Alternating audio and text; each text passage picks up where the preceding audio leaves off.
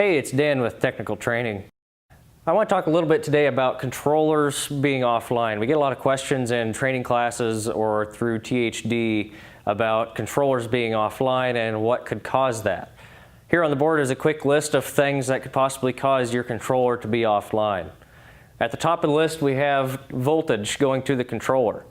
Now that's both switched and unswitched voltage.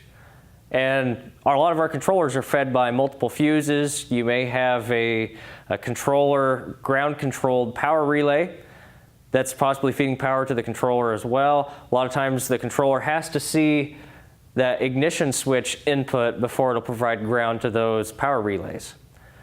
We also have to make sure that we have proper machine voltage with the batteries before some controllers can be online. Next thing to look at is ground. Do you have good grounds? And for ground to be good, remember it's not only tight, but it's also clean.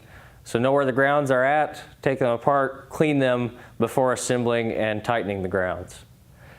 Next, of course, is to look at the CAN bus itself, CAN high and CAN low. This goes back to CAN bus diagnostics of checking resistance with the key off for the terminating resistors on the CAN bus backbone, and then key on and checking CAN high and CAN low voltages, respectively. Finally, it's the controller programmed. Sometimes you get a new controller and it shows offline on the EST status screen, but it just has not been programmed yet.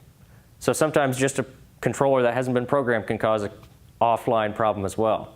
And when you have a controller offline, sometimes you get 10, 15 different fault codes for CAN bus errors, CAN bus faults, controllers offline. You go into the EST status screen, you see controller offline there as well.